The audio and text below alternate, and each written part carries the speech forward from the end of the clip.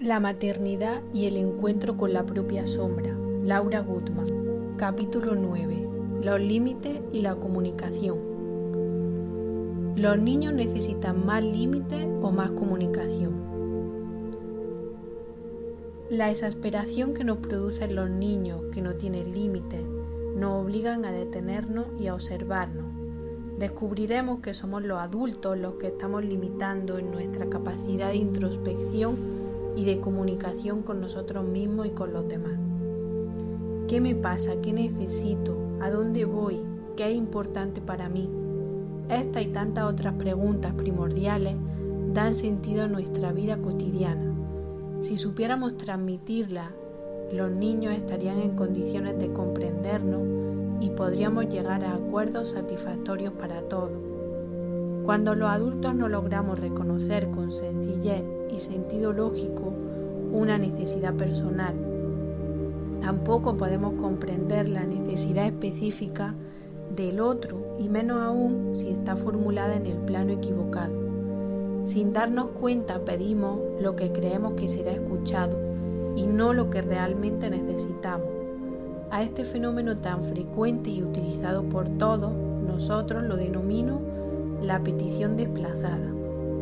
Por ejemplo, una mujer necesita que el marido la abrace y le diga cuánto la ama. Sin embargo, en lugar de explicar su necesidad afectiva, le pide que se ocupe de cambiar al bebé. Cuando un deseo es expresado a través de otro deseo, aparece el malentendido. Inconscientemente, solicita algo diferente de lo que necesita y por lo tanto no obtiene lo deseado. Entonces se siente incomprendida, desvalorizada y enfadada. En el plano emocional, cuando no sabemos lo que nos pasa o no lo podemos explicar, obviamente nada ni nadie nos puede satisfacer. En relación con los niños, esta situación es tan corriente que la vida cotidiana se convierte en un campo de batalla. Levantarse para ir a la escuela, comer, ducharse, ir de compras, hacer la tarea, llegar o marcharse de algún lugar, ir a un restaurante en familia. Todo parece ser una lucha. No se sabe muy bien contra quién. Y hemos encontrado un rótulo muy de moda aplicable a casi cualquier situación. A este niño le faltan límites. Por ejemplo, un niño pasa por el kiosco y pide un caramelo. La madre se lo compra pero luego pide otro. O bien no se lo compra y el llanto se vuelve intolerable. Tanto en la primera situación como en la segunda el niño se quedó sin mamá, ya que no se trata del caramelo. Comprar muchos caramelos no resuelve la insatisfacción, sino de una petición desplazada. Si somos capaces de replantear qué sucedió 5 minutos antes del conflicto, constataremos que con frecuencia no estábamos conectados, no lo podíamos atender. El niño ya había intentado algunos reclamos menores sin conseguir interrumpir nuestra actividad. En vez de decir, mami, quiero jugar contigo, simplemente pide algo que cree será satisfecho con rapidez. Quiero un caramelo. La petición molesta tendrá más probabilidades de ser escuchada, independientemente de que la obtenga o no, lo cual no tiene ninguna importancia. De hecho, al obtener una, reclama otra y otra más. ¿Cuál es la opción frente a las peticiones compulsivas de los niños? Mami, quiero un caramelo. ¡Qué buena idea! Podemos ir juntos a comprarlo y de paso jugamos al veo veo en la calle. Juguemos al veo veo con los colores de las golosinas. Y respuestas semejantes. En este ejemplo el niño está en franca comunicación con su madre y no tiene ninguna importancia obtener o no el caramelo, ya que la petición fue comprendida y respondida en su esencia. Veamos otro caso. Julieta, ve a bañarte. Después, Julieta, si no te bañas no verás la tele. No tengo ganas. ¿Y tú te crees que yo tengo ganas de hacer la comida? Etcétera. Resulta que Julieta nunca se ha enterado de por qué es importante para su mamá que se bañe, ni sabe que su mamá se siente sola y cansada. Nunca conversaron sobre lo que le pasa, ni llegaron a ningún acuerdo sobre las necesidades de una y otra. Por otra parte, la madre está limpiando y ordenando a toda velocidad después de un día de trabajo fuera del hogar, y bañarse es un trámite más sin sentido. Julieta, ¿te acompaño a bañarte? No tengo ganas. Aprovechamos este ratito que después tengo que preparar la cena. ¿Qué quieres que organicemos para el fin de semana? Quiero invitar a Manuela. Hoy mismo quedó con su mamá. Puede quedarse a dormir el sábado. Bueno, ¿y qué hay de comer? Etcétera. Julieta ya está bañada. Solo son unos minutos de atención e interés. Luego la madre resolverá mucho más eficazmente la preparación de la cena. Solemos determinar que un niño no tiene límites cuando pide de manera desmedida o cuando su movimiento constante nos distrae y nos reclama atención. Sin embargo, antes de juzgarlo y rotularlo en su comportamiento, tratemos de ponernos en su lugar, de imaginarnos en su cuerpo y en su confusión, en la imposibilidad de comunicar lo que genuinamente necesita. El niño utiliza el mismo sistema confuso de pedir lo que puede ser escuchado y no lo que en verdad desea. Lo que molesta siempre es prioritario a la atención de los demás. El tema de los límites, como se lo entiende vulgarmente, es un problema falso, ya que no se refiere a la autoridad o a la firmeza con que decimos no. Al contrario, tiene que ver con acordar entre el deseo de uno y el deseo del otro, con sentido lógico para ambos, y para ello se necesita capacidad de escucha, una cierta dosis de generosidad, reconocimiento de las propias necesidades y luego la comunicación verbal que legitima y establece lo que estamos en condiciones de respetar sobre el acuerdo pactado. Los malestares y enojos que se generan entre adultos o entre adultos y niños son tanto y tan variados que no vale la pena enumerarlos, pero sí sugiero que en las pequeñas situaciones de la vida cotidiana pongamos las manos sobre el corazón y pensemos si hemos pedido lo que de verdad necesitábamos, sin escatimar explicaciones, y si hemos escuchado lo que de verdad los niños intentaron decirnos. Los orientales disponen de una palabra útil para los momentos en que perdemos el equilibrio y la comprensión, la palabra Tao, que significa cómo funcionan las cosas o la contemplación de cómo funcionan las cosas. Detengámonos algunos instantes nuestra mente y sin juzgar, opinar, ni catalogar como bueno o malo, observemos qué está sucediendo, qué hemos generado, de qué manera participamos en el desencuentro. Veremos que las luchas cotidianas se suavizan y que aparece el verdadero sentido personal que tiene para cada uno de nosotros la vida compartida con los niños. Hagamos que las pequeñeces de la vida diaria se conviertan en el ejercicio invisible del amor. Hacia la escucha de la petición original, acuerdo y desacuerdo. Para lograr una relación armoniosa con los niños, dependemos de nuestra capacidad de comunicar. El falso tema de los límites está íntimamente relacionado con el ejercicio de la verdad. Como hemos visto en el capítulo anterior, la verdad se refiere a lo que pasa, pero sobre todo a lo que me pasa. Y saber lo que me pasa no es tarea sencilla. Casi todos los emprendimientos terapéuticos van en busca de las mismas preguntas personales. ¿Quién soy? ¿Qué puedo hacer con mis recuerdos y vivencias primarias? ¿Cuál es mi misión en el mundo? ¿Qué necesito comprender de mí mismo? Tal vez nuestra vida transcurra sin mayores sobresaltos y sin cuestionamiento hasta el momento en que los hijos actúan las verdades personales no develadas. Hasta los 2 años de edad criamos niños. Después de la separación emocional, nos preocupa lo que nos encanta denominar educación. Nos preguntamos cómo hacer para que nuestros niños se comporten bien, sean amables y educados y puedan vivir según las reglas de nuestra sociedad. Sin embargo, estos resultados no dependen tanto de nuestros consejos, sino de lo que comunicamos genuinamente. Para ello, se requiere un trabajo de introspección permanente. No puedo contar qué me pasa si no sé qué me pasa de verdad. Luego es necesario saber lo que le pasa al otro. Y solo después será posible llegar a acuerdos basados en el conocimiento y la aceptación de lo que nos pasa a ambos. Si queremos niños dóciles, tendremos que entrenarnos en la dulzura con nosotros mismos. En la convivencia entre adultos suponemos que los acuerdos básicos son esenciales para estar juntos. Siempre me ha llamado la atención que no consideremos igualmente necesarios los acuerdos con los niños.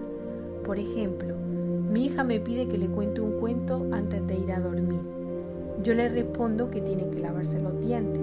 Se enfada, discutimos, ni se lava los dientes ni le cuento el cuento. Por la noche se hace pis, estamos todos confundidos y amargados. En cambio, la opción contraria es tomar en cuenta la petición original, formulada bajo la forma desplazada de contar el cuento. Me doy cuenta de que he trabajado todo el día, que mi hija me echa de menos, que quiere un momento de intercambio a solas, que ya no sabe cómo pedirlo. Para responder no tenemos que olvidarnos la palabra mágica. ¿Quieres que te cuente el cuento? ¿Qué te parece si nos lavamos los dientes? O bien, yo también tengo ganas de estar un ratito tranquila contigo. E incluso podríamos dejar el lavado de dientes para otro momento. Porque lo que se aprende rodeado de malestar no sirve para la incorporación futura, que es lo que los padres esperamos de los hábitos de higiene y amabilidad. En fin, si los niños piden cuentos, tengamos en cuenta lo que piden. Acordemos algo intermedio entre lo que ellos necesitan y lo que nosotros como adultos estamos en condiciones de ofrecer. Mediar significa acercar posiciones, no es manipularlos para que se adapten a nuestras necesidades. Por otra parte, ir en busca de la petición original requiere un conocimiento genuino sobre las necesidades básicas de los más pequeños. Los adultos consideramos siempre que ya son demasiado mayores para. Invariablemente, deberían lograr algo que aún les resulta inalcanzable, como habilidad para jugar solo, no chuparse el dedo,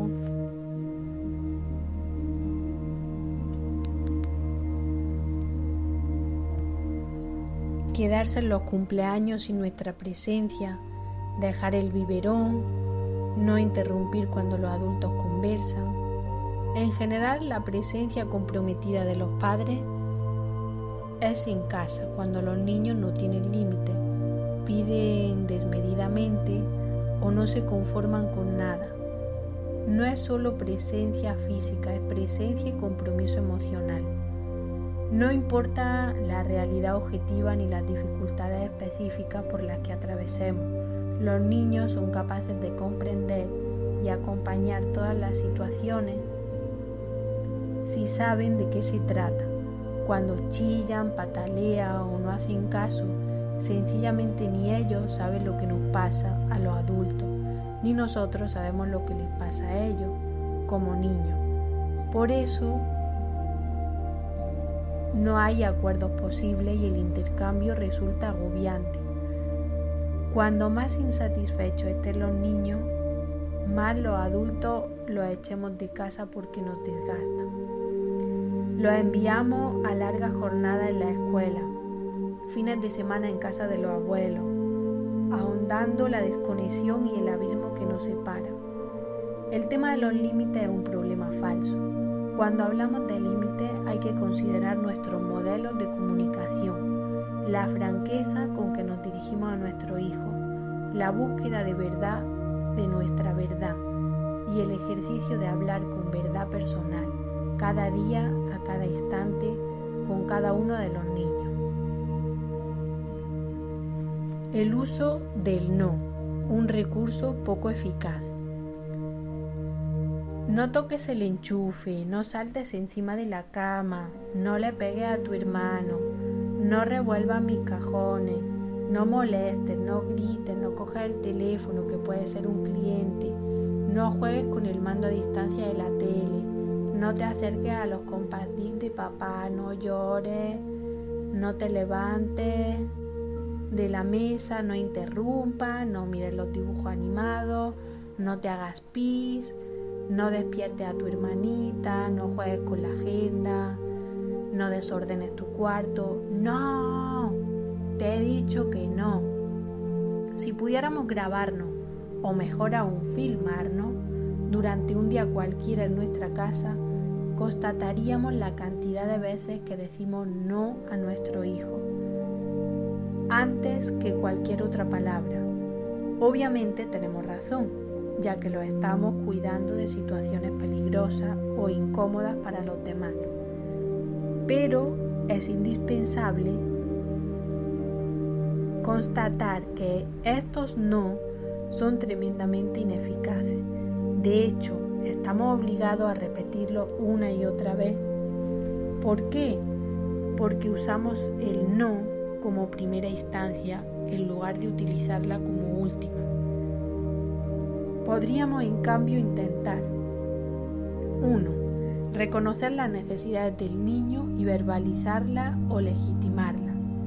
2. Verbalizar lo que me pasa o la realidad objetiva. 3. Proponer acuerdos optando en principio por una actividad de sí que incluya luego el no correspondiente. 1. Reconocer las necesidades del niño es fácil si usamos la palabra mágica tienes ganas de explorar los enchufes de la casa. Qué divertido que te resulta saltar encima de la cama. Tú corres a coger el teléfono igual de bien que mamá y papá. Estás triste y tienes muchas ganas de llorar. Me parece que tienes muchas ganas de jugar con tu hermano, justo ahora que él está muy ocupado con sus tareas. Quieres escuchar la música que le gusta a papá, etc. Esto no significa que vamos a ceder a cualquier cosa que el niño desee. Significa solo que lo vamos a reconocer y nombrar. Y si es necesario, tendremos que interpretarlo, ya que a veces la petición fue formulada de manera torpe o confusa, con frecuencia una petición desplazada. Por ejemplo, un niño que tiene un capricho en el supermercado por un juguete que no accedimos a comprar, aunque el adulto sabe que en realidad tiene sueño, hambre y estrés. 2. Verbalizar lo que me pasa o contar la realidad objetiva se refiere a la búsqueda por parte del adulto de respuestas alternativas.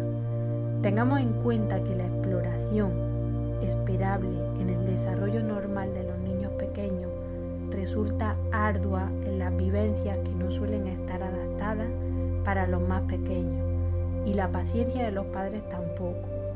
Las limitaciones de espacio y de tiempo que interfieren en la libertad y en la búsqueda de conocimiento de los pequeños deben ser que sean compensadas por la atención y el interés de los mayores. Por ejemplo, ¿qué te parece si vamos a tocar juntos los enchufes de la casa? Yo te enseño dónde se pueden tocar, en los bordes, y dónde no se pueden poner los deditos. lo tenemos que hacer siempre juntos. También podemos darle al interruptor de la luz.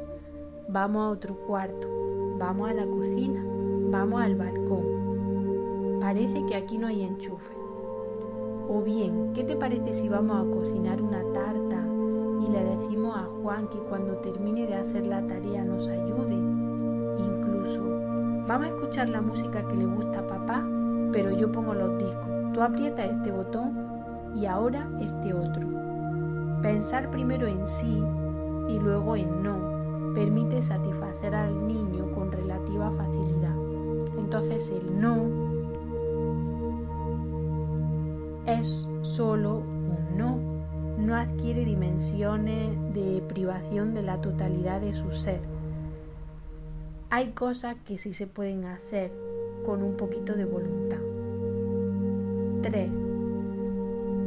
Lograr acuerdos es posible si reconocemos y nombramos las necesidades y deseos de ambos. ¿Cómo se logra? Comunicándonos. ¿Quién tiene que aportar la palabra adecuada? El adulto. Por ejemplo, yo entiendo que tienes muchas ganas de dibujar en mi agenda, pero es muy importante para mí que esté limpia y ordenada. ¿Qué te parece si dibujamos juntos en este cuaderno? O bien, estuviste esperándome todo el día, también esperaste a tu hermano y en casa estamos todos ocupados. Debe ser muy frustrante para ti que nadie se ocupe realmente de ti. Estoy agotada, pero si nos acostamos un rato juntos podemos cantar unas canciones hasta dormirnos y mañana nos despertamos un ratito más temprano para jugar. Todas estas opciones necesitan un mínimo de dedicación. Ese es todo el secreto para obtener buenos resultados. O nos dedicamos con sinceridad un rato largo por día a alimentar las relaciones afectivas con nuestro hijo, o la vida cotidiana se convierte en un infierno de prohibiciones, con la tensión y el enfado como consecuencia de base. Porque los niños terribles son hijos de padres que miran para el lado opuesto. Finalmente son decisiones personales. No hay niños difíciles, hay adultos que eligen priorizar su atención y su energía en otro ámbito.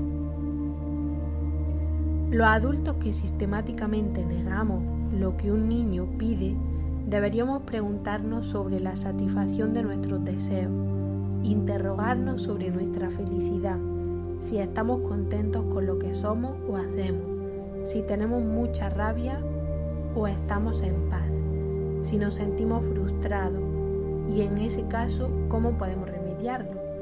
Si nos sentimos desamparados, entonces ver quién nos puede cuidar. Tal vez somos personas a quienes se nos ha negado todo y no hemos aprendido otra cosa.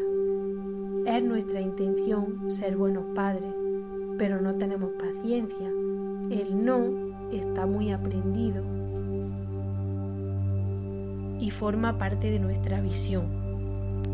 No nos damos cuenta de que sostenemos una mirada negativa con respecto a nuestras esperanzas, nuestros proyectos, nuestros gustos. Solemos fijarnos primero en la mitad vacía del recipiente antes que en la mitad llena. Si hemos sido niños maltratados o emocionalmente abandonados y no tenemos una clara conciencia de ello, el abuso de autoridad que nos confiere el solo hecho de ser mayores puede aparecer como una venganza seductora en el ejercicio del poder. Creo que los adultos deberíamos reflexionar constantemente sobre el manejo primario que hacemos con lo que podemos, tanto en positivo, es decir, a favor de todo, como en negativo, en beneficio de nadie, para saber si nuestro poder es abusivo o es generador de buenas relaciones. Se requiere de muchísima honestidad personal. Espero que se entienda. No afirmo que nunca vayamos a decir no a un niño, ya que sería un despropósito. Cuando el sí es recurrente y facilitador, el no aparece de vez en cuando, oportunamente, y es efectivo, porque tiene sentido, porque se refiere a un hecho puntual que el adulto desaprueba y que el niño comprende muy bien, diferenciándolo del no constante y sin sentido. Los niños viven el no sistemático como una forma pobre de relacionarse, sin apertura, como una situación perdida de antemano. No es creíble y para los niños es caótico descreer de sus padres. Intentemos al menos contar los noes que hemos enunciado en el día de hoy y ofrezcamos a nuestro hijo un mundo más amable. Los niños tiranos. En el otro extremo se sitúan las madres temerosas e infantilizadas, incapaces de oponerse a un deseo u ocurrencia del niño. En estos casos no importa tanto si el niño merece o no merece eso que exige, porque los niños tiranos ya no piden, sino que exigen.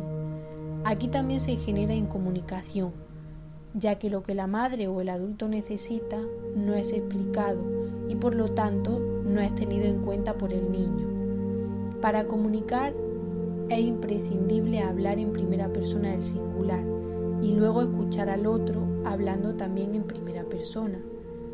Las madres que tienen temor a comunicar al hijo algo que sienten o que les pasa, o bien creen que no merecen hablarle, hacerle una petición de cualquier tipo, o bien obligan al niño a desconocer lo que les pasa al otro, privándole así de un aprendizaje esencial. Por ejemplo, los grupos de crianza son lugares de encuentro para las madres, donde los niños son bienvenidos, pero hay actividades específicas para los niños. Al contrario, pretendemos que los niños acompañen a las madres a un espacio que ella elige porque le beneficia. Esta situación obliga a la madre a hacer acuerdos con el hijo pequeño antes de venir, contándole cómo es el lugar, cuánto tiempo van a permanecer, que puede resultar un poco aburrido o bien pueden llevar algunos juguetes. Hay madres que sienten culpa si cada lugar o circunstancia no está totalmente adecuado al deseo del niño, como si pudiéramos vivir en un inmenso parque de niños. En definitiva, la comunicación desde la verdadera necesidad hace posible cualquier acompañamiento. Los adultos acompañamos a los niños y a veces es muy esperable que los niños acompañen a los mayores, porque también nos lo merecemos. Por eso, cuando un niño se convierte en tirano, vale la pena preguntarle a la madre o persona que se ocupa si le ha explicado qué necesita de él hoy, aquí y ahora. El tiempo real de dedicación exclusiva para los niños. Cuando los padres consultan por los niños que no tienen límites, suelo sugerirle una tarea muy difícil. No importa cuál sea la edad del niño en cuestión. Les pido que se organicen para quedarse 15 minutos sentados con el trasero en el suelo en el cuarto de los niños sin hacer nada. Repito, sin hacer nada. No es necesario que jueguen con el niño si él no lo requiere. Solo deben observarlo y estar disponibles. Les solicito que en la próxima entrevista me relaten qué pasó. Aunque les parezca increíble, casi ninguna madre lo logra. Alguna vez sonó el teléfono, otra vez llegaron tarde de una fiesta de cumpleaños, otro día hicieron las compras, en otra ocasión se enfermó la suegra. Concretamente se dan cuenta de los obstáculos físicos y emocionales que la mayoría de los adultos tenemos para ocuparnos 15 minutos al día en exclusiva de nuestro hijo, a quienes denominamos el sol de nuestras vidas. No parecería cierto que fuera lo más importante para nosotros, ya que siempre hay situaciones prioritarias para atender. Los niños esperan, eternamente esperan, que nos desocupemos para poder atenderlos con la cabeza y el corazón dispuestos por completo a su requerimiento. En la vida cotidiana, ese instante nunca llega. Para hacer más gráfica la vivencia del niño, suelo pedir a los padres que me relaten con lujo de detalle el desarrollo de un día común, por ejemplo, un martes.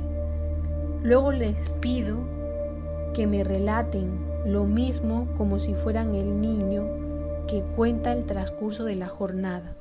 Es muy revelador, y más aún cuando les pido que me cuenten cómo es un domingo, cuando se supone que no hay presiones de trabajo, horarios ni prisa, y descubren que los domingos los niños están aún más solos que durante la agitada semana laboral, y que tampoco el domingo lograron sentarse 15 minutos con el trasero en el suelo.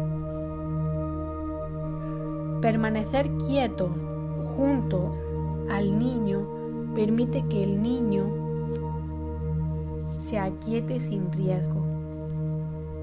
Las madres hacemos exactamente lo contrario. Cuando están tranquilos, huimos a preparar las escalopas, aprovechando que están entretenidos. Entonces el niño interpreta: cuando estoy tranquilo y juego solo, pierdo a mi mamá. Por consiguiente, si molesto, reclamo, lloro, mi mamá se queda conmigo.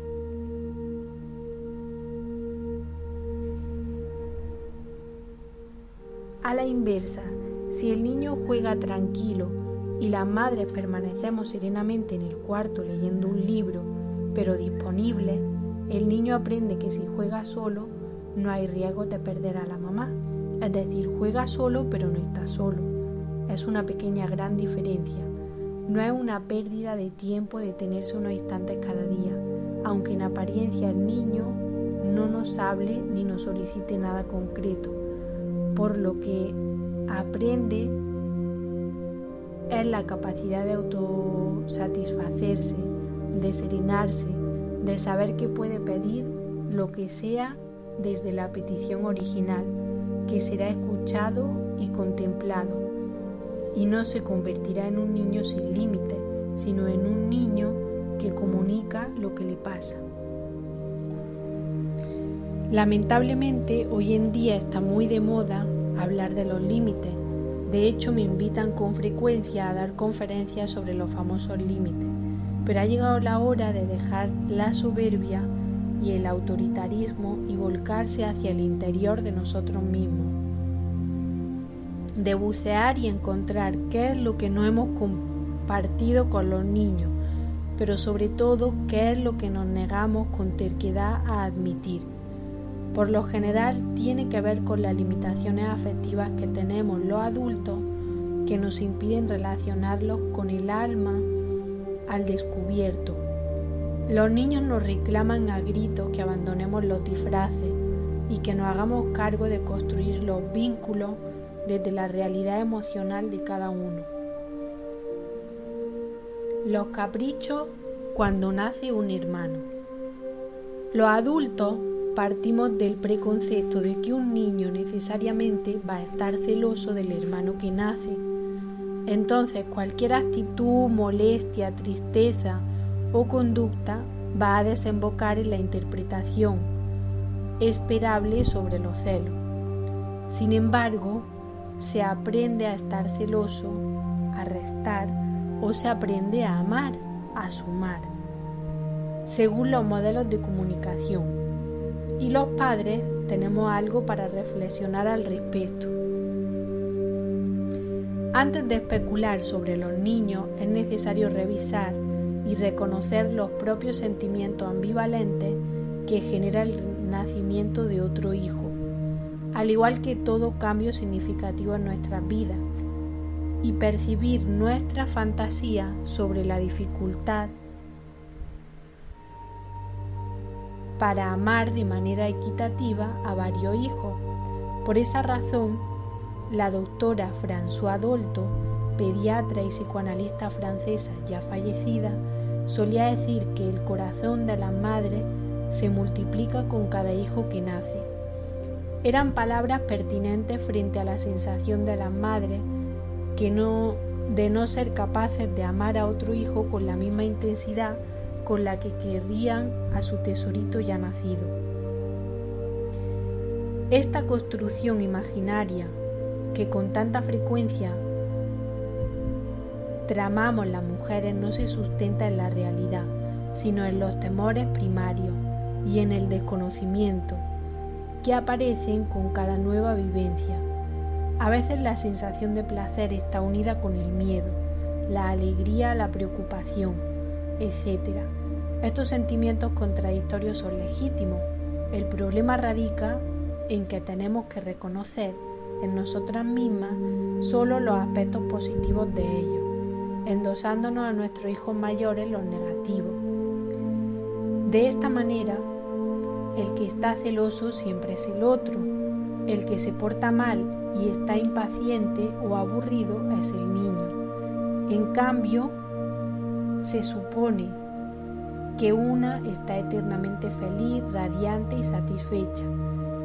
Queda claro que proyectamos nuestra polaridad, ubicando el polo negativo en el hermano mayor que molesta. Comprendiendo que se trata de un funcionamiento familiar, sería más saludable que todos nos hiciéramos cargo de la parte de alegría y de la parte de frustración que le toca a cada uno con el nacimiento de un nuevo miembro de la familia. Porque todos tenemos derecho a sentir lo que sentimos. Las madres también tenemos rabia o desamparo, aun en los momentos que juzgamos más felices. Solo así podremos permitir que nuestros hijos mayores estallen de alegría, aun cuando esperamos de ellos lo contrario. Ahora bien, ¿qué pasa cuando un niño está insoportable a partir del nacimiento del hermano? Necesita límites, está sufriendo. La tendencia de los adultos es la de satisfacerlo a cualquier precio para que no sufra. Lamentablemente, nos encontramos con resultados contrarios a lo esperado. Nunca está contento, llora, quiere más de lo mismo. Entonces nos apresuramos a poner el rótulo "está celoso". En realidad, aún no lo hemos ayudado a ocupar el lugar que le corresponde, el de hermano mayor con capacidades específicas de cuidar, atender y amar al bebé. Es imprescindible que enseñemos a nuestros hijos a ofrecer, a cuidar de los demás según las capacidades de cada uno. No hay manera de vivir con mayor plenitud la felicidad. Desde el lugar de lo que sí puede ofrecer, se convierte en un niño feliz. Si la felicidad compartida une los sentimientos de la familia y todos estamos preocupados prioritariamente por el bienestar del más pequeño, entonces nos sentimos dichosos, los mayores y los pequeños. El nacimiento de un bebé permite a los adultos ejercer la tarea de fortalecer la hermandad, ubicando a los hermanos mayores en el lugar destacado que ocupan en la mirada de los más pequeños. Ese lugar preferencial por lo general es de admiración. Por eso es indispensable privilegiar esa posición, haciendo surgir en los niños la solidaridad, el amor y las capacidades personales para ayudar y acompañar a los más necesitados. En este caso, el bebé que acaba de nacer, en una actitud dadivosa, en lugar de buscar siempre lo que el niño quiere recibir, saturándole de regalos y atendiendo cualquier petición desmedida. Pongámosle en el lugar de ofrecer. Los hermanos nos permiten ejercitar el arte de amar porque son los pares más cercanos en nuestra vida afectiva. Amar es dar, es acompañar al otro en su camino de crecimiento personal. Y un niño de 2 años ya puede desarrollar su capacidad de amar siendo útil y realizando pequeñas tareas a favor del hermano o facilitando las necesidades domésticas o emocionales de la mamá. y somos los padres los que tenemos que priorizar el desenvolvimiento de esta virtud. Entonces, en lugar de echar a los niños para que no nos molesten, integrémosle pidiéndoles pequeñísimas colaboraciones como alcanzarnos un pañal, coger un momento al bebé, ayudarnos a poner la mesa, avisar si el bebé se ha despertado, explicar a los familiares que la mamá está ocupada, etc. Los niños suelen cumplir sus tareas a la perfección. Es con el nacimiento de los hermanos que se activa nuestra generosidad. Es el momento propicio para desarrollar esta virtud tan escasa entre nosotros. Miremos a nuestro alrededor y veremos miles de personas que viven ingiriendo antidepresivos para enfrentar el día. Les cuento un secreto: la depresión es la enfermedad del egoísmo. Solo se cura con generosidad. Cuando nos interesamos por alguien, cuando activamente hacemos un favor porque sí, cuando nos acordamos de alguien necesitado, cuando dejamos de obligar a nuestros familiares y amigos a estar pendientes de nuestras penas. La generosidad hay que aprenderla siendo niños. Así tenemos allanado el camino y dispuesto el corazón. El nacimiento de un segundo hijo merece un trabajo de conciencia superlativo en la madre, ya que al haber dos niños inconscientemente proyectamos nuestra polaridad, creyendo que uno es el bueno y otro el malo, uno es tranquilo y otro inquieto, luego uno es inteligente y otro vago, uno será rico y el otro pobre. Años más tarde habrá rivalidad entre hermanos que se disputarán el amor de los padres, cuando en realidad no se trata de amor sino de proyección. Si como adultos nos hacemos cargo de nuestra ambivalencia, que es personal e íntima, liberamos a los niños hacia su propia constitución de su ser esencial. En la vida cotidiana, liberar al niño significa también permitirle una cierta movilidad en cuanto a la decisión de irse o permanecer en la interacción mamá-bebé. Las madres solemos funcionar con sentimiento de culpa, entonces retenemos al hijo mayor en casa para que no se sienta desplazado o no piense que ya no le quiero como antes. La realidad es que el niño está horas esperando que la mamá termine de amamantar, que duerma al bebé, que se duche porque todavía está en camisón, y cuando apenas comienza a compartir la merienda, el bebé se ha vuelto a despertar. La madre tiene la sensación de haberse ocupado del niño que se quedó en casa, pero para el niño hubiera sido más provechoso salir a pasear con la abuela y volver luego para relacionarse un rato corto pero productivo con una madre más aliviada.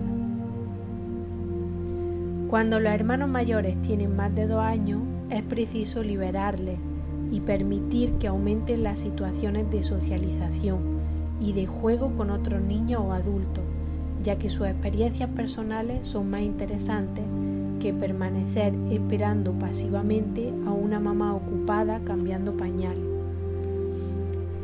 Las madres, sin darnos cuenta, obstruimos esta salida de los niños al mundo, creyendo que ellos necesitan estar más tiempo en casa y sentirse queridos. Por supuesto que lo necesitan, pero solo en condiciones favorables. La realidad es que la mayoría de los niños quedan atrapados en casa esperando la ilusoria disponibilidad de la madre. Ir a la guardería es un respiro tanto para el niño como para su mamá. Organizar salidas con los amigos, participar en actividades extraescolares, en paseos y fiestas, lo liberarán, ya que aunque esté muy contento con su hermanito, las relaciones mundanas son mucho más interesantes. Esta es una excelente oportunidad para los padres colaboradores. Aquí es donde la función paterna se puede cumplir de lleno, llevar a los niños hacia el afuera, colocarlos en el mundo exterior, el de la exploración extrahogareña, la actividad, el trabajo, los deportes, la sociedad. Los niños bien sostenidos por un papá o algún reemplazante materno y paterno viven armoniosamente la llegada de un hermanito si no están obligados a permanecer en casa para calmar la ansiedad de la madre. Nuestros hijos merecen nuestra confianza. Ellos pueden cuidar, ser cariñosos, atender incluso nuestras necesidades. No quieren ser expulsados cada vez que se interesan por el bebé. Quieren tener una porción de vida propia, llena de sorpresas, acorde a sus capacidades, que son muchas, comparadas con el hermanito que acaba de nacer. No hay motivos para que nuestros hijos mayores sufran por el nacimiento de un hermano, al contrario, es un regalo para todos. Si nos preocupa su conducta, tendremos que proponernos ser menos hostiles y permitirnos recibir lo que ellos tienen para dar. En el corazón de nuestro hijo sobra lugar para el amor. Los niños y las exigencias de adaptación al mundo de los adultos. Es una paradoja. Por un lado, despreciamos la capacidad de comprensión de los niños pequeños y por el otro, les exigimos que se adapten al mundo funcional de los adultos. Desde que nacen, tenemos prisa para que crezcan y se parezcan a una persona sin sorpresa. Si es posible, deseamos que se conviertan en ciudadanos comunes, varones de clase media, que practiquen deporte y lleven una vida recta. Pero el ser humano en envase pequeño tiene unas cuantas diferencias que insistimos en no querer reconocer con una terquedad asombrosa. Contamos con mayor capacidad para observar otras especies animales y vegetales antes que a nuestra propia especie. De hecho, en algunos de los canales de televisión siempre podemos encontrar una investigación interesante sobre las diversas manifestaciones de la naturaleza. En cambio, rara vez un programa serio sobre la vida de los niños pequeños. Parece que no nos interesa tanto. Los niños humanos se caracterizan por una evolución muy lenta. Sus capacidades para constituirse en seres independientes emocionalmente requieren un acompañamiento prolongado. ¿Lento o prolongado con respecto a qué? Creo que con respecto a la organización social masculina. Las mujeres hemos entrado en el mundo del trabajo y de las relaciones sociales, en la necesidad de ganar dinero y de generar espacios de reconocimiento con cánones masculinos, rápido, seguro, efectivo y rentable, y estamos teniendo algunas satisfacciones. La gran contradicción aparece cuando se superponen la crianza de los hijos y nuestro lugar social en el mundo. Quisiéramos que nuestros hijos pequeños se adaptaran también a la velocidad del milenio, que ahora todos nombran fascinados con lo que vendrá, aunque además de los adelantos tecnológicos va a venir más de lo mismo, mayor desconexión, un mundo cada vez más competitivo y menos tiempo para esperar el desarrollo natural del bebé humano. Las tendencias en materia de educación lo confirman. Las guarderías prefieren niños que dejen el chupete y el biberón, controlen esfínteres, no lloren, no echen de menos a la mamá y que se conviertan en niños autónomos. Las guarderías se vuelven más exigentes, ofrecen cada vez más servicios y promesas para lograr más y mejores resultados. El inglés, la informática son materias curriculares desde la edad de 2 años. La jornada completa es signo de alto nivel. La lectoescritura es exigida cada vez más tempranamente. Las habilidades motrices e intelectuales de los pequeños comienzan a ser consideradas definitorias para la permanencia de estos niños en la guardería. Se prolongan las horas fuera de casa, Los padres llegan muy tarde después de jornadas agotadoras de trabajo, confiando en que los niños compensaron la ausencia de los padres con la hiperactividad. Debería ser al revés. Si los padres trabajan mucho, los docentes y profesionales deberíamos recomendar instituciones menos exigentes, más atentas al cariño, al contacto humano, actividad corporal, el juego y el aire libre. Si los padres están muy presentes en tiempo y en dedicación o mirada exclusiva, entonces tal vez los niños estén más preparados para instituciones muy exigentes con respecto a los resultados intelectuales. Desde el lugar institucional no podemos perder de vista la realidad emocional de cada niño vive en el seno de su familia. Hay niños agotados que no encuentran reposo ni en guardería ni en el hogar, ya que los dos ámbitos que conforman su mundo deben responder bien según las exigencias de los tiempos que corren. Estamos perdiendo de vista la naturaleza del niño humano. Son seres que necesitan contacto, intimidad, juego, momentos de no hacer nada, de estar a upa porque sí. Merecen respeto en sus ritmos de sueño y de vigilia. Estar con otro y permanecer, chupetear, mimarse, remolonear, perder el tiempo, en fin, ser bebé, ser niño. Los adultos podemos adoptar la velocidad si nos gusta, nos hace bien, pero endorsársela a los niños supone hacerle pagar un precio muy caro. La prisa por no llegar más rápido, más lejos, no sabemos muy bien a dónde, para que sepa más y estén mejor preparados para un futuro amenazador. Tiende a ser un chiste surrealista. El futuro o el éxito de los niños en una sociedad competitiva depende más de la estructura emocional, del amor, de la mirada, de la contención, de la comprensión de su ser niño y del juego creativo que del inglés que puede aprender a los 4 años, o del colegio superprestigioso que por interés económico ha agregado salitas de guardería sin tener real conocimiento de las necesidades afectivas de los más pequeños.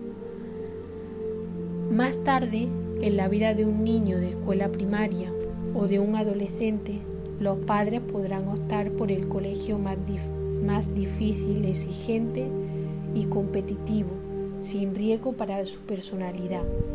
Pero si se trata de la guardería o de preescolar, los padres, los docentes y los profesionales de la educación tenemos la obligación de no engañar y no dejarnos engañar.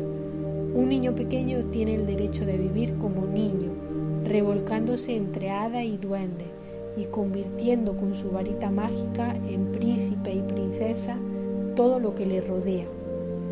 La guardería y preescolares deberían acompañar estos procesos, informando a los padres que el preescolar es maravilloso si los niños también pueden estar mucho tiempo en casa, en contacto con su familia, sin ninguna otra obligación que ser ellos mismos. Para ello se requiere adultos que tengan ganas de comprometerse con el mundo interior al cual indefectiblemente nos llevan los niños. Comprando menos juguetes, mirando menos la televisión, jugando menos en el ordenador y pidiendo a los niños que nos ayuden a barrer o a poner la mesa, porque jugar a la mamá con la mamá de uno es magia pura. La locura de las fiestas de fin de año en la guardería. Los padres y los docentes nos hemos puesto a pensar sobre la dimensión que han adquirido los actos de fin de año.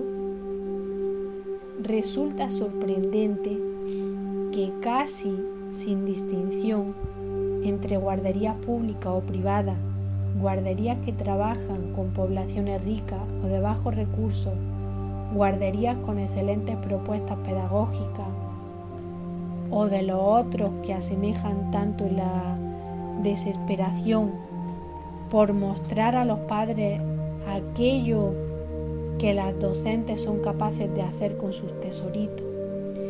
También da lugar a la reflexión el hecho de que llegar a fin de año signifique la representación teatral de algo, y casi sin excepción, con agregado de disfraces que los niños más pequeños invariablemente deciden no tolerar en el minuto fatal de subir al escenario. Las maestras, con esmero y encanto, logran atravesar el acontecimiento con nervios de acero, ya que en el lucimiento de cada pequeño les va la vida. Terminar el año supone para las docentes entregar informes, preparar carpetas, otorgar entrevistas, además de ensayar, acordar con las modistas y aportar un sinfín de horas extras de trabajo para que el espectáculo de los niños colme las expectativas de los padres y esté a la altura del prestigio de la institución. ¿Y los niños qué? Algunos niños disfrutan muchísimo, otros viven un estrés inimaginable para los adultos, otros se hacen pis encima, otros lloran en el peor momento, otros se quedan rígidos en el escenario, atemorizados por las luces y muertos de calor bajo el traje de arbolito. Algunos se niegan rotundamente a subir al escenario, entre las explicaciones amables de la maestra y la petición suplicante de la mamá, que prefiere no defraudar al padre, que espera con la filmadora encendida. Hay niños que llevan una semana de dolor de barriga. Hay quienes se desesperan si se les cae un pétalo de papel crepé. Están los que se olvida la canción. Están los que destacan por sus actitudes histriónicas y son muy aplaudidos. En fin, se superponen los flashes y todos queremos volver a casa para que la pesadilla termine.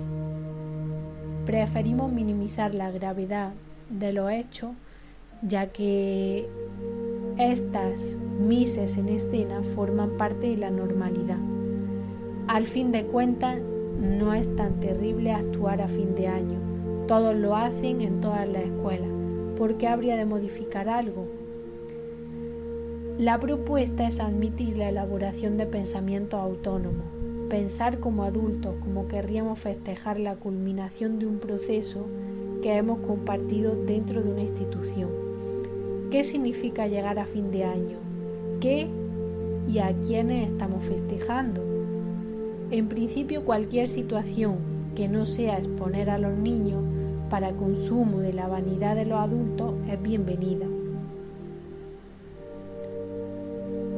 ¿Por qué no organizar una comida, hacer una kermesí, una participación de todos, compartir la lectura de cuentos, bailar una ronda, enseñar canciones, pintar juntos padres con niños, jugar a la pelota, jugar con agua, intercambiar experiencias, hacer un picnic? ¿Por qué no son los padres quienes ofrecen un espectáculo a los niños, disfrazándose y dándole una sorpresa? Los adultos podemos decidir si queremos exponer o no nuestro cuerpo o capacidades expresivas. Estamos hablando del sometimiento acallado bajo la alegría y aplauso en que se encuentran muchos pequeños, ya que envueltos en la vorágine del festejo no nos damos cuenta de que no es esa la forma de brillar que necesariamente ellos eligen. La libertad de pensamiento consiste en admitir que se piensa o se siente algo distinto a lo que la mayoría ha estipulado como bueno o esperable. Por eso las megafiestas de la guardería son normales en forma indiscutible. Los niños menos escuchados en su familia, menos tenidos en cuenta en su condición de niño, son los más vulnerables a la hora de aceptar mayores exposiciones personales. Las maestras a veces nos dejamos fascinar por la facilidad con que algunos niños se prestan a la actuación, sin desmerecer que a veces hay pequeños con dones e inquietudes teatrales fuera de lo común. La mayoría de ellos hacen grandes esfuerzos para cumplir con las expectativas de los mayores y sin beneficios personales de ninguna índole, salvo el de que dejar desnudo frente a la inmensidad de las miradas ajenas. Los niños estresados existen y están entre nosotros. No sufren solo los que realizan muchas actividades extrahogareñas, sino también los que se sobreadaptan a las exigencias innecesarias de una sociedad que ya no distingue entre una fiesta de niños y una fiesta para el consumo de los adultos.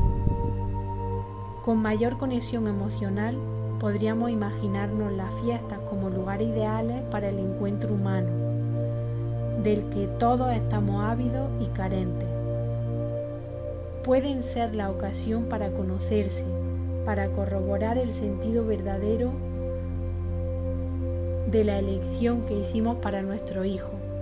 Podemos pensar las fiestas de fin de año como un ritual, como un momento sagrado en el que mayores y niños merecemos participar.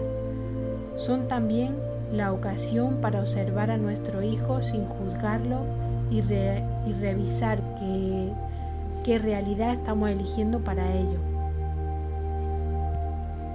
El estrés de los niños.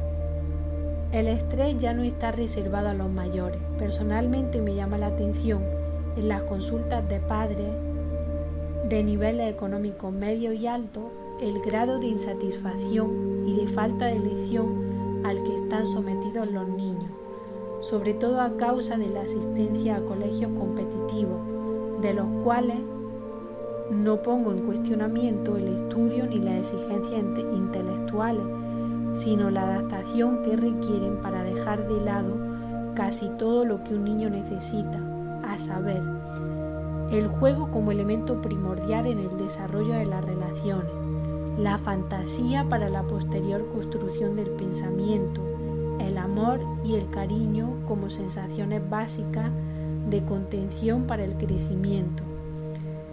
En el preescolar ya tienen que dar exámenes de aptitudes intelectuales. Algunos exigen exámenes de inglés y otros tienen horarios estipulados de enseñanza de informática. En mi consultorio he visto niños que me han dicho literalmente: no me gusta la guardería porque no tengo tiempo de jugar. Los padres, en referencia a las propias inseguridades emocionales, creen que eligiendo y pagando los mejores colegios asegurarán un futuro exitoso a su hijo, pero cuando son pequeños el resultado más frecuente es el estrés, ya que hay un tiempo para todo y la niñez es el tiempo del juego y la fantasía, de la contención y la presencia de adultos cariñosos. Con estos elementos se construye un buen esqueleto emocional, de modo que más adelante el niño cuente con excelentes recursos afectivos para afrontar el mundo de las ideas y las matemáticas. Casi todos los maestros de las escuelas primarias y secundarias se quejan de tener a cargo niños muy inteligentes pero que no obtienen buenos resultados, y saben que esta situación responde a bloqueos afectivos, no intelectuales. Por lo tanto, la infancia es el momento para desarrollar al máximo las potencialidades afectivas y emocionales.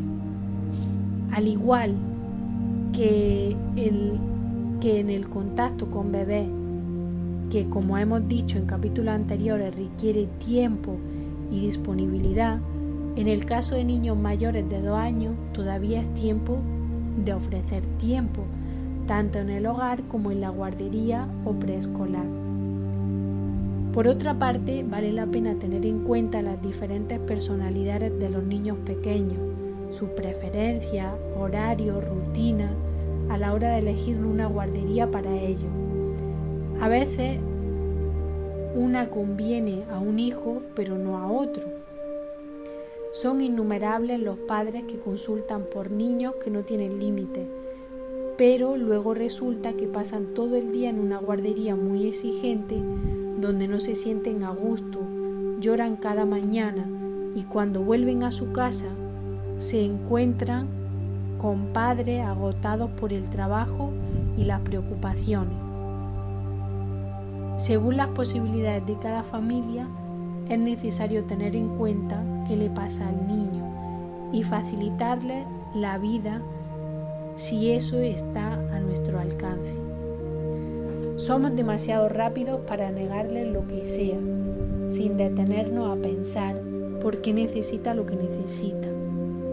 En escuelas primarias privadas de alto rendimiento existen muchísimos niños con dificultades para el aprendizaje que son enviados a los gabinetes de psicopedagogas.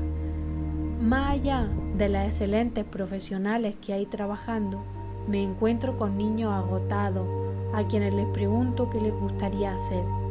Recuerdo el caso de un niño de 9 años, apasionado por el fútbol y aparentemente muy buen jugador, que además de la jornada completa visitaba a una fonoaudióloga, una psicopedagoga y la maestra de refuerzo de inglés. Resultado: ningún horario disponible para jugar al fútbol. ¿Acaso es posible tener un buen rendimiento en la escuela con tal grado de frustración, considerando que proviene de una familia con buenos recursos económicos? No es banal preguntar a los niños qué les gusta. Si nuestros gustos y preferencias no son al menos nombrados cuando somos niños, ¿qué capacidad de conectarnos con nuestros deseos tendremos a la edad adulta? La integridad emocional se construye en la infancia. El cansancio extremo es destructivo para el campo afectivo de los niños. Merecen que nos preguntemos qué mundo afectivo queremos para ellos. El caso de Rodrigo. Los padres de Rodrigo, de 1 año y medio, consultaron preocupados por la puesta de límites. El padre de Rodrigo conserva en la puerta de la nevera una colección de imanes de todas partes del mundo, fruto de sus viajes. Lo había de todo tipo y colores, musicales, con perfume, con movimiento, de cerámica, con brillo. En cuanto la madre abría la puerta de la cocina, Rodrigo corría hacia los imanes para chocar con el grito desesperado de los padres con un no cada vez más energético. El padre estaba decidido a que el niño comprendiera que estaba prohibido tocarlo, y la madre no sabía cómo lograrlo, ya que se había convertido en una pesadilla entrar en la cocina. Le expliqué que Rodrigo solamente quería comprender por qué los imanes tan bellos eran valiosos para su papá. Cuanta más importancia cobraban, más necesitaba acceder a ellos. Por otra parte, los niños pequeños, para conocer, necesitan llevarse los objetos a la boca, si son bebés, o al menos tocarlos con las manos, entre 1 y 2 años. Le propuse a la madre que en lugar de negar el acceso a los imanes, los acompañara para que el niño tuviera un acercamiento a los mismos, pero sabiendo que no los podía romper. Le aconsejé concretamente proponerle: Rodrigo, ¿vamos a coger este imán rojo? Yo te ayudo, lo tocamos juntos. Despacio, lo volvemos a colocar sobre la nevera sin que se caiga. Despacio. Ahora vamos a tocar este otro con música que suena tan bonito. Un poquito en tu mano y yo lo vuelvo a colocar. Cuando los niños tienen un acercamiento a cualquier objeto es porque necesitan conocerlo y con solo mirarlo no logran aprenderlo, como lo hacemos los mayores. Necesitan el acompañamiento activo de las personas mayores. En síntesis, Esa fue mi propuesta. Le dije a la madre que se armara de paciencia hasta comprobar que al cabo de algún tiempo Rodrigo perdería el interés por los imanes. La semana siguiente regresó a la consulta solo la madre para decirme que este ejercicio duró menos de 5 minutos. Rodrigo tuvo algunos imanes en su mano y luego se desinteresó completamente del asunto, lo cual permitió volver a utilizar la cocina dejando la puerta abierta de modo natural. Parece caricaturesco, pero a los padres nos pasan estas cosas. Nos hacemos mala sangre por las conductas de nuestros hijos pequeños, a veces a causa de la tozudez e inmadurez con la que nos manejamos los que supuestamente somos mayores.